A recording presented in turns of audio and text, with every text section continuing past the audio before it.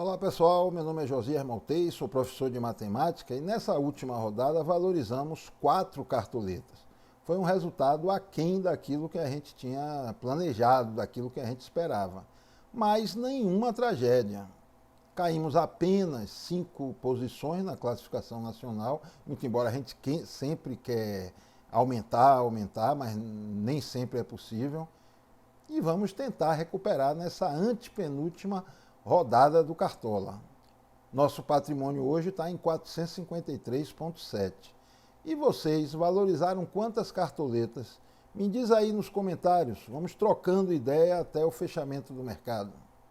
Nossos piores jogadores, a gente já começa aqui por John Vitor e Kahneman, que estavam o tempo todo como prováveis e sequer jogaram. Já começou ruim desse ponto. E ainda tivemos Juan Fran fazendo -4, o Wendel expulso fazendo -6. Ambos desvalorizaram bastante. Temos Johan, que a gente esperava mais, fez 0. Desvalorizou um pouquinho, meio que estagnou. E os melhores desempenhos ficaram por conta de... Patrick fez gol, dava para ser mais. Ele fez gol, mas terminou com 6,40. Quem a gente pode dizer que foi melhor foi Luciano, do São Paulo, com quase 2, e Gilberto com 2,2. Mas vender todo o time e partir para uma nova formação na rodada de número 36. Rodada que dá para considerar como maiores favoritos. Eu cito aqui como sendo o Santos, diante do Coritiba. O Santos tem um tempo fora de atividade, mas o Coritiba está praticamente rebaixado.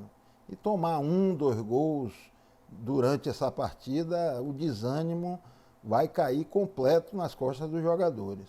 Outro que dá para considerar como favorito é o Atlético diante do Bahia, que está muito pressionado ali na beirada da zona de rebaixamento. Outros que nem dá para se considerar tão favorito é o Flamengo contra o Corinthians. Muito embora o futebol do Flamengo esteja bem superior, sempre é um jogo pegado com o Corinthians. E o sistema defensivo do Corinthians está até com uma certa solidez. Dá para citar ainda Palmeiras e Fortaleza, é uma tremenda incógnita. A gente não sabe direito o que vai acontecer nessa partida, não sabe nem direito quem é que realmente joga. A partida é só no domingo e é arriscado a gente escalar determinados jogadores.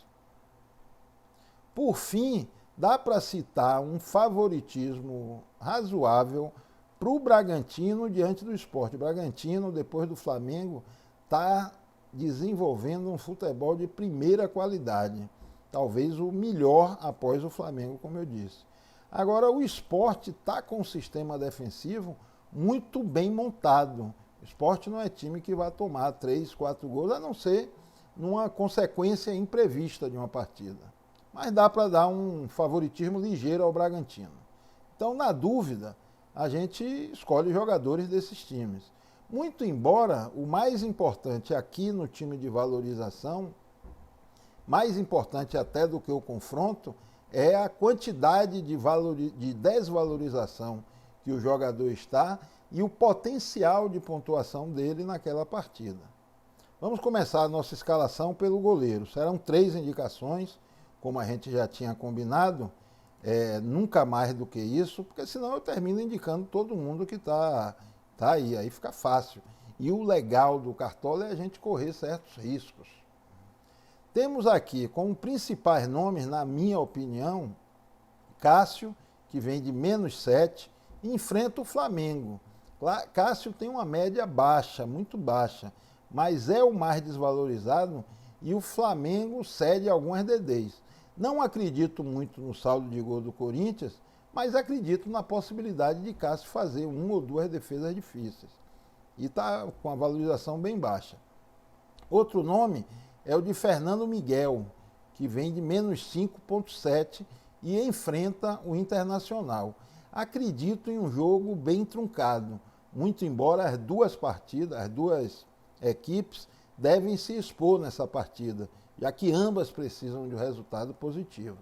E, finalmente, vou falar aqui com vocês, vai ficar muito fora da curva, é Hugo Souza, O sistema defensivo do Flamengo evoluiu bastante com o Rogério Ceni e o Hugo Souza tem uma possibilidade boa de manter, de preservar esse saldo de gols contra o Corinthians. Além do mais, é um goleiro elástico e costuma fazer algumas DDs. Vamos dar uma comparada. Eu tenho uma novidade hoje para vocês. Vamos dar uma comparada em nossa tabela interativa. Aqui está ela. Deixa eu explicar a vocês como é que funciona. Cássio, por exemplo, na última partida, fez menos 7 pontos, desvalorizou 75 centavos. A média dele ao longo do campeonato, muito baixa, é de 0,9 pontos. E o preço atual dele, 5,75. Essas informações, junto com a pontuação futura e com a média da rodada, aquilo que o Cartola chama de inflação, é o que vão determinar a possível valorização de cada jogador. A média da rodada, essa inflação, a gente só tem como descobrir durante a rodada. Por agora é impossível. Então é um dado que nos falta. Mas vai ficar mais ou menos dentro disso que eu estou mostrando a vocês. Por exemplo, o Cássio. Cássio, se fizer 0 ponto, ele já parte para valorizar uma cartoleta.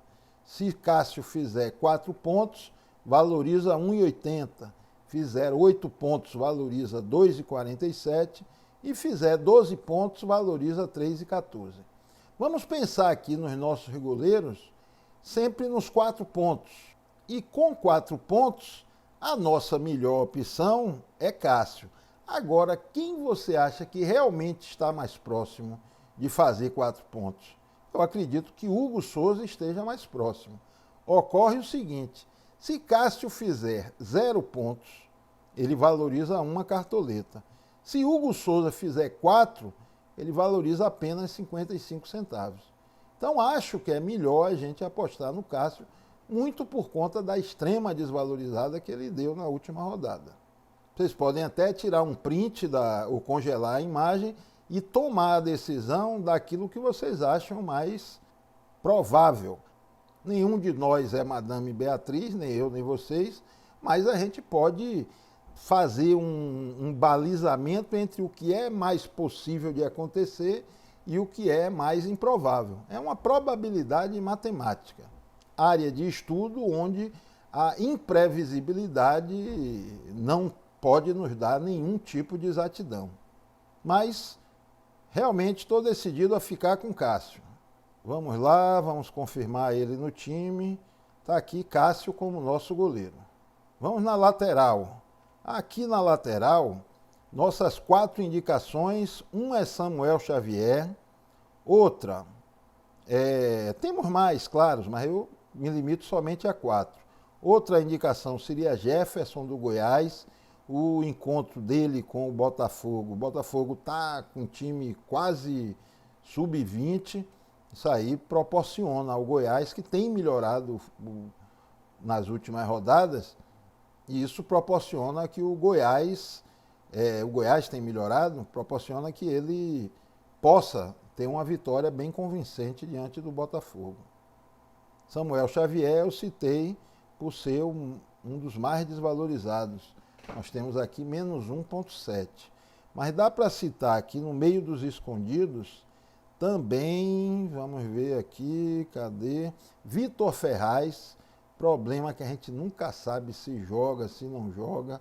Ele vem de menos 2,7, enfrenta o São Paulo, ou seja, um jogo equilibrado. Mas o São Paulo não está jogando muito bem. E o Grêmio vem de uma derrota, de uma vitória bastante convincente contra o Botafogo. Muito embora tenha sido contra o rebaixado e desmotivado Botafogo. Eu nem diria desmotivado, inexperiente Botafogo, que é o que está indo a campo hoje.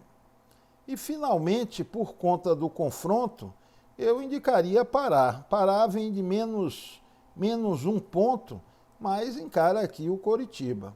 Vamos dar uma olhadinha em nossa tabela interativa com esses 4 nomes.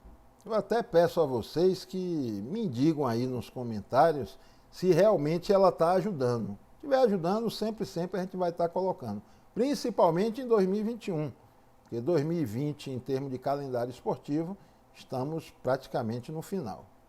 Vamos lá, vamos escolher nosso lateral. Os 4 nomes que nós temos: Samuel Xavier, Jefferson, Vitor Ferraz e Pará. A desvalorização deles é razoavelmente próxima, só o Vitor Ferraz que é mais desvalorizado. E está aqui a possível valorização de cada um. Vamos novamente pensar nos laterais conforme o jogo e a possibilidade deles pontuarem. Eu vou considerar, por ser lateral, aqui os 4 pontos. Conseguindo esses 4 pontos, quem mais valoriza é Vitor Ferraz, que valoriza 1,14. O problema todo é o Renato Gaúcho. Pará tem um jogo teoricamente mais simples, mas é o que está com menos valorização na pontuação, só que por ser um jogo mais simples, ele pode vir a dar assistência, desarmar. Eu, pelo que estou vendo aqui nessa tabela, com uma certa dose de dúvida, mas eu vou ficar com Samuel Xavier e Jefferson. Já tinha dado, é claro, uma analisada antes de preparar esse vídeo.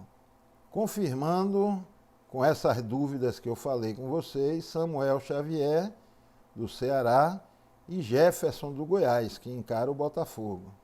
Jefferson é um bom ladrão de bola. Sobre as dúvidas, vocês sabem que pelo menos meia hora antes do mercado fechar, eu divulgo aqui mesmo nesse vídeo, deixo fixo no topo dos comentários e divulgo também no Instagram, sempre com um mínimo de 30 minutos de antecedência. Mas vamos lá, vamos ver nosso zagueiro. Os nomes aqui que eu separei foi Éder, menos 3 pontos tem sempre que ser considerado. Thiago, do Ceará. Cadê, meu Deus? Kahneman. Kahneman, muito por conta do nome dele, mas não tem pontuado essas Coca-Cola, não. Tem uma média de 3,03. Ele é muito indisciplinado. E o outro nome, acho que eu passei aqui, David Duarte, do Goiás. Já colocando Jefferson, pode ser um pouquinho arriscado, mas ele, de todos citados aqui, é o que tem a melhor média, 3,4. É um jogador que geralmente, mesmo nessa fase horrível do Goiás, tem positivado. Às vezes até dando uma pequena mitada. Vamos conferir na tabela. O jogador aqui que tem mais facilidade de valorizar, por exemplo, com os 4 pontos que a gente estabeleceu para lateral, para zagueiro e goleiro, é Éder do Atlético Goianiense. Ele com 4 pontos já traz uma cartoleta. Thiago, praticamente a mesma coisa. E com esse praticamente a mesma coisa, eu já me defino pelo Thiago. Minha dúvida agora são os outros 3. O Éder tem uma média ao longo do ano muito baixa. Não vou confiar nele. Aquele gramado sintético do Atlético Paranaense costuma enganar muito quem vai disputar partidas por lá.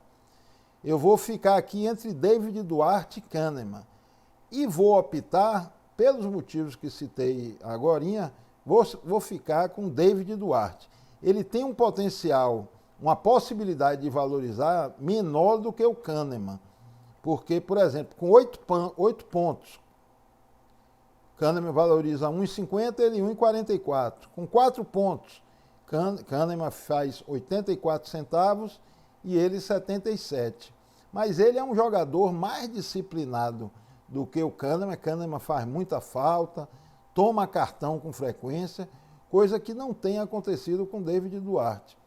Então, por conta disso, David Duarte e Thiago em nossa zaga. Está aqui o David Duarte e Thiago logo mais aqui em cima. Se você chegou até aqui, eu espero que esteja gostando, então eu aproveito, peço a vocês que se inscrevam, porque isso aí nos motivará a continuar produzindo mais material desse e de outros assuntos, inclusive do Cartola na próxima temporada. Aqui no meio de campo temos uma decisão difícil para tomarmos. Dos 6 jogadores que eu separei, as dúvidas são grandes. Eu separei aqui Fernando Sobral. Fernando Sobral vem de menos 1,40. Jogador de média 4,4, altíssima. Mas essa média não foi nos últimos jogos. Essa média foi principalmente no início do campeonato. Ele voltou a melhorar os scouts dele, mas me parece que essa quedazinha aqui coincide com a entrada de Lima no time, que inclusive tem um bom potencial. O Lima também, ele não vai estar em nossos nomes, mas considerem a possibilidade de Lima. A valorização de Fernando Sobral é praticamente certa. Ele não negativou momento algum ao longo das últimas rodadas, só nessa agora. Então tem tudo para valorizar. A questão é quanto ele vai valorizar. É isso que a gente tem que ficar atento. Outros nomes, deixa eu ver, Nenê vem de menos 0,1, mas antes disso, nas outras duas partidas, ele tinha, aqui nessa partida aqui, ele nos trouxe, se não me engano, 3 cartoletas, que é um desempenho excelente. E nessa última ele zerou praticamente, 0,1, só que ficou muito perto de uma assistência. E com a contusão de Fred, agora a gente pode ter certeza, se tiver pênalti, quem bate é Nenê. O problema todo é que a gente acabou de colocar alguém do Ceará no time. Colocamos Samuel Xavier e colocamos Thiago na zaga. Se Nenê pontuar, já dá uma quebrada neles, né? Mas não é algo assim tanto que a gente possa controlar por completo. Pior é Nenê imitar e a gente estar sem ele. É uma boa possibilidade a ser considerada. Até porque, se a gente perder o saldo de gol do Ceará, vai complicar, seja com o Nenê, ele esteja ou não no time, já complica em qualquer situação. Outros nomes, tem aqui Diego do Flamengo. Diego vem de uma negativada grande, menos 2,7, quase menos 3. Ele não costuma negativar, mas ele também não costuma positivar. Teve essa rodada aqui que ele deu uma assistência, fez 8,1, mas está jogando extremamente longe da área. Ele é praticamente o frente de zaga do Flamengo. Joga atrás até mesmo de Gerson. Então, não sei até que ponto é uma boa pedida. Pênalti ele não vai bater, porque tem Gabriel, mas pode pegar uma falta ali da entrada da área. Vamos pensando. Outro nome que vem de 2 rodadas muito ruins, essas duas aqui, mas é o Johan. E o jogo é favorável ao Atlético Mineiro. Então, o Johan é um nome com potencial bom. Temos ainda Vina, dispensa comentários, dono de uma média de 6,7. Foi mal nessa última, com 0,3, mas não é o usual dele. Ele geralmente está ali fazendo gol, dando uma assistência. Todo o jogo do Ceará flui através do Vina. Então é um nome importantíssimo, até mesmo para times principais. Acredito que vale a pena pensarmos bastante na possibilidade de Vina. E finalmente, um pouquinho fora da curva, mas serve para a gente analisar com calma, é esse daqui, é a Arrascaeta. A Arrascaeta vem de 3,5. Sempre ele pode dar uma mitada. Ele não costuma fazer menos de 3,5. Vai lá para uns 4, 5 pontos. Mas quando sai um gol e uma assistência, e todo jogo ele está muito próximo, principalmente da assistência, ele já parte para os 10 pontos, ele já começa a mitar. E aí vai ter uma valorização bastante alta. Vamos olhar a tabela e tentar tomarmos a melhor decisão. Bom, aqui eu sugiro que vocês deem uma pausa, tirem um print dessa tabela e isso vai ajudar vocês a decidir. Eu vou dizer o que eu já decidi, claro que eu já decidi de forma prévia. E vou dizer por quê. A Arrascaeta, claro que tem muito potencial, mas eu estou meio medroso nessa rodada. Ele tem ficado mais perto, com mais frequência, perto dos 5 pontos, dos 4, do que dos 12, 13. E quando a gente colocar ele, a gente está pensando numa valorização mais alta, numa pontuação mais alta. Então vou desconsiderar o Arrascaeta nessa rodada. Outro nome que eu risco também é do meio de campo do Flamengo. Não considero o jogo assim tão fácil. É Diego. Ele é o mais desvalorizado de todos. A média dele ao longo do campeonato não tem sido alta. Aqui está 2,13, mas essa média está aqui não para embasar a nossa decisão. Essa média está escrita aqui para calibrar a possível valorização. E não Não considere tanto a média, porque na maioria das partidas ele entrou no decorrer do jogo, perto do final, ao longo do campeonato. Só agora que ele pegou a titularidade. Mas eu não escolho o Diego por ele estar jogando muito fora da área. E não é um baita de um desarmador. Vocês podem levar em consideração, porque fazendo 4 pontos, desses nomes todos, é aquele que mais valoriza. Mas eu vou correr um pouquinho de risco maior aqui com Vina e Johan. Está aqui o potencial deles de valorização. Estou pensando em 8 pontos de cada. Então é uma cartoleta e meia, quase, cada um deles. E fico com dúvida aqui entre Sobral e Nenê. Nenê pode me quebrar no saldo de gol lá do Ceará, mas o que é mais fácil? Nenê fazer 8 pontos ou Sobral fazer 4? Claro que Sobral fazer 4 é mais fácil do que Nenê fazer 8. Mas já Sobral fazer 8 é algo muito improvável. Que é outro que está jogando meio recuado para deixar o espaço ali para Vina e para Lima. Vamos lá na plataforma que lá eu digo a vocês quem foi minha escolha. Eu vou ficar aqui com Vina, com Johan do Atlético Mineiro e com Nenê do Fluminense. Espero que, se tiver um pênalti, ele faz, compensa o saldo de gol de Thiago, de Samuel Xavier, que a gente já torce que os dois façam gols, Thiago faça um gol de cabeça, Samuel Xavier dê uma assistência, aqueles sonhos que a gente fica do mundo perfeito. Mas claro que tem uma certa dúvida. E vocês sabem, qualquer alteração, aqui mesmo no topo dos comentários e lá no Instagram. Vamos definir nosso técnico.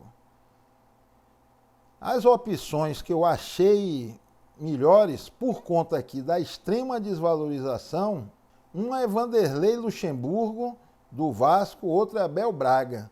Só que é um jogo que, na minha mente, está um jogo com uma incógnita muito grande. Difícil prever o que vai acontecer nessa partida. O Abel Braga está disputando o título, aliás, é o líder. O Vanderlei Luxemburgo está na zona de rebaixamento. Mas o futebol que o Internacional jogou nas últimas partidas não é digna de um líder. Eles talvez estejam sentindo muito o peso da responsabilidade que está nos ombros deles. E o Luxemburgo é um grande estrategista. Tudo isso dá uma certa incógnita sobre o time, sobre o resultado do jogo. Além do mais, o jogo é em São Januário. Por incrível que pareça, o fator casa, mesmo sem torcida, continua sendo muito importante. O terceiro nome que eu vou dizer a vocês, e vai ser o meu escolhido, é Cuca. Cuca precisa de mais para pontuar. Eu vou mostrar a tabela a vocês, mas já estou definindo por Cuca. Só que ele enfrenta o Coritiba. Eu estou esperando aqui, sem nenhum demérito ao time do Coxa, que é um grande time do futebol brasileiro, mas pela conjuntura atual, eu estou esperando 3 ou 4 gols do Santos. Isso aí vai fazer com que Cuca suba bastante a pontuação dele. E tem Marinho de volta, que Marinho sozinho já rende um bocado de scouts. Mas vamos conferir a tabela. Está aqui. Dentro das previsões e das incertezas, eu gosto de chamar incerteza para a gente não ficar parecendo Madame Beatriz, eu prevejo Luxemburgo e Abel Braga girando aqui em torno dos 4 pontos e nos trazendo 72 centavos de cartoleta. Um dos dois talvez zique, e aí fique perto do 0 ponto. E ao mesmo tempo considero que Cuca pode chegar perto dos 8, se realmente sair uma goleada 3-0, 4-0. Então é por esse motivo que eu estou escolhendo o treinador Cuca. Tira um print, a decisão é de cada um de vocês. Vamos escolher nossos atacantes agora. Por aqui, acredito que as melhores possibilidades que nós temos, eu não vou citar o nome de Rossi, ele vem sendo muito questionado pela torcida, pela imprensa, não sei até que ponto a titularidade dele é garantida no time do Bahia. Então eu prefiro pensar nas possibilidades de Kleber do Ceará. O problema todo é que Kleber vem numa fase muito ruim e com scouts bem baixos, além de enfrentar um sistema defensivo muito sólido do Fluminense. Não sei se chega a ser uma boa. Temos ainda os seguintes nomes. Um é o de Lucas Braga, que se por um lado é um jogador inexperiente, por outro enfrenta o Coritiba. Confronto que esperamos uma vitória sem muitas dificuldades do time do Santos. Mas quando a bola rola, acontece toda aquela imprevisibilidade que a gente já sabe. Temos ainda aqui 4 nomes consecutivos: Sacha, Cano, PP e Kaiser. Sacha tem um problema. Quem nos garante que o ataque vai ser Sacha, Vargas ou Savarino? São Paulo pode chegar lá e mudar tudo de uma hora para outra. Nenhum dos três está rendendo muito em campo. Então não dá para... Vargas nem está aqui como provável. Mas não se surpreenda se for ele o centroavante. Temos Cano e Kaiser, que são batedores de pênalti, e temos PP, que de todos é aquele que tem a melhor média anual.